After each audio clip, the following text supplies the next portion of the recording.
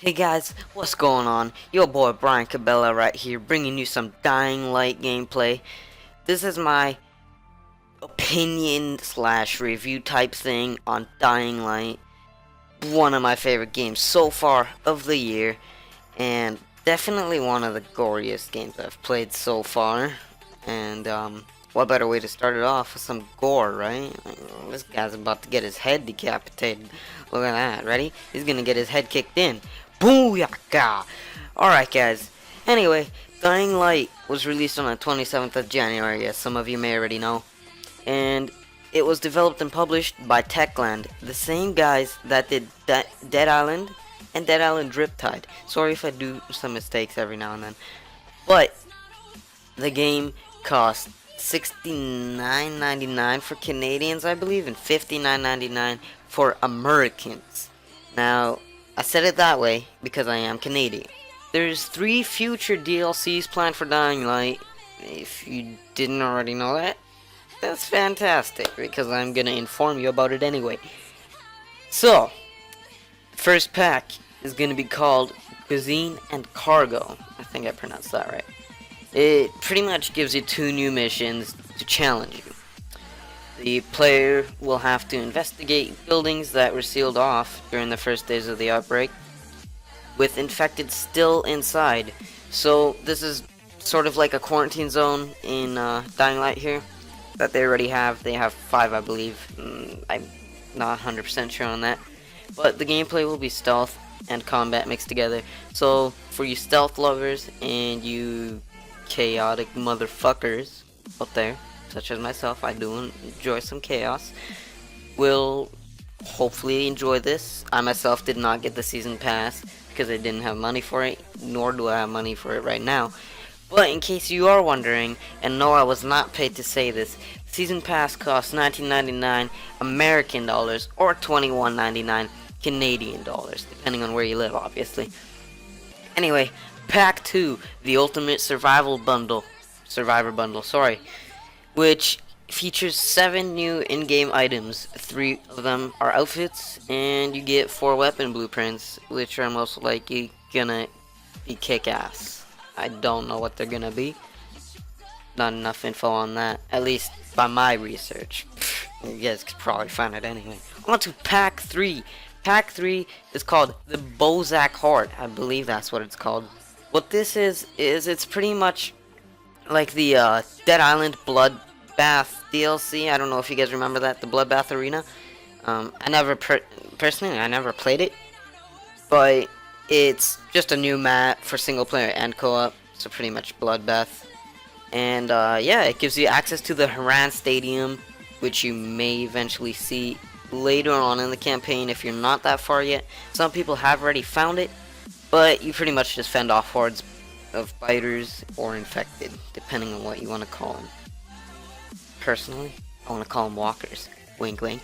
On to the co-op of the game. So the co-op is up to 4 players, alright? But there can be a 5th player. So if you're playing the Be the Zombie and one of your friends or just a random player is invading you, there can be up to 5 people in game, 4 of which have to be humans, and the 5th one is gonna be the zombie, the strong zombie. Now there are some positives to being invaded by night hunters. You get a night hunter boost potion or something like that. You get a blueprint for it as well. So try to let someone invade you. It's not that bad, honestly. It's pretty fun. Now, Rise's I don't know what you would call him. I'm gonna call him a drug lord because Ant is in. Spoiler alert, by the way. Anyway, so Rise's men and or desperate survivors, they will try to kill you on sight, but there are cool ways to get them to put their hands up, you know, such as aiming a gun at them and they will instantly back away. Now some of them may be retarded and try to attack you, but you can just pop their heads off and that'll fix it. On to the next one. Volatiles. These guys are the big guys that come out at night. They're sort of like the Night Hunter, but the Night Hunter is just a little more powerful. but the volatiles are the second worst thing. Now, these guys are also sensitive to UV lights, which is one of the next things I'll be talking about. So, if you shine a UV light at a volatile and then start hitting them, they'll take more damage by what I have found out. And they're not that hard to kill after you finish the game and you've got 2 of the skill trees completely done. Right now I have the survivor skill tree done and the combat skill tree. I'm still working on the what's called agility skill tree. There we go, as you can see up there above. Onto the lock picking. Lock picking is one of the things I enjoy a lot about this game. I think it's well done, it's smooth. Sometimes it's really challenging, especially on the like police vans or whatever. They're pretty hard. I mean, it's very hard is what it says there. UV lights, let's go. So, the UV lights is what you use to try to get rid of the volatiles or make them scared. You can also use this on infected that have turned after they saw you during the night. Now, another cool thing that you can do is, if you have the, you get the, what's called, look behind thing when you run, and then you can look behind yourself by pressing B, unless you rebound that key.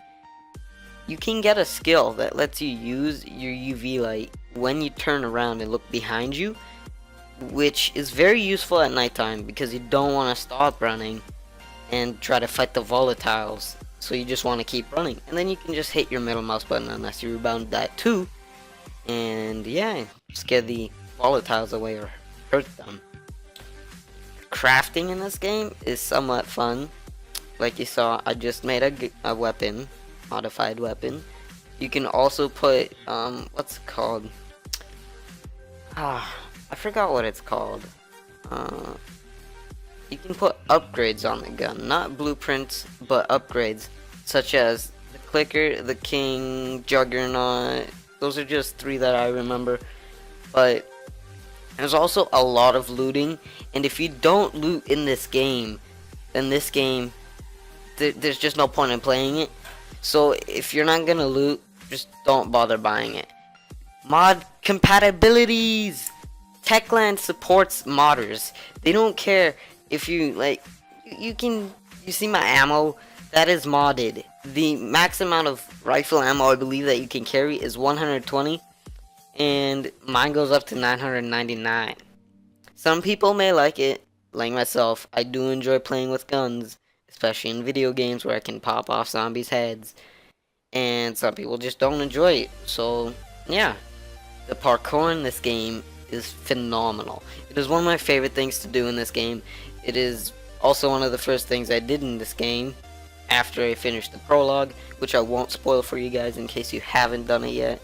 But if you're wanting to get a game that is good with parkour, or you can have fun with parkour, is what I meant to say, then definitely look into Dying Light. Almost said Dead Island. What the fuck?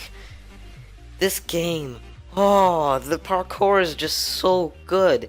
I mean, I disliked Mirror's Edge a lot. I shouldn't be comparing those 2 games, but the parkour in this game is just phenomenal. They've outdone themselves with this game.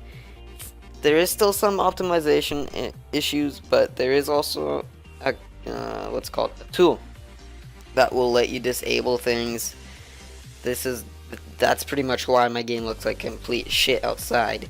There's no light rays or anything like that, because I disabled those to improve my FPS and record this video. The traps in this game, there is multiple traps. I'm gonna list a few. I don't think that I know all of them, but I do know that there's car traps, there is electric fence traps, then there is the spike traps that are just everywhere pretty much, that you can kick zombies into. And I think that is all. Oh, and there's light traps. Those just attract the zombies. On to the next part. There is a huge variety of weapons that go from one-handed to two-handed, heavy to light attack weapons, blunt and sharp weapons, such as like the baseball bat, sledgehammer, or a machete, and a katana. I mean, it's not a zombie game if it doesn't have a katana or a sledgehammer. Am I right? On to nighttime. Nighttime is the time that you want to go to bed. You don't want to go out at nighttime, especially because you will get butt fucked. That is not a joke unless you're a high level with good weapons such as 1200 plus damage, although you can 3-hit volatiles with like 800 damage weapons. If you don't have one of those weapons, go inside and sleep. You don't want to risk dying out there unless you really want to get that double XP during the night, even though you can get that double XP, well, voice crack central, once you have ranked up. I was scared to play outside. I will say that. I fucking hated nighttime. Nighttime is scary. You don't want to be out there, and it's not fun unless you get a weapon that's powerful. But yeah, guys, that is all for now. So I would really like to thank you guys for staying here with me for so long. And yeah, I hope you guys have a fantastic week or weekend, depending on when this video goes up. And yeah, later guys. Peace. All right, I'm in.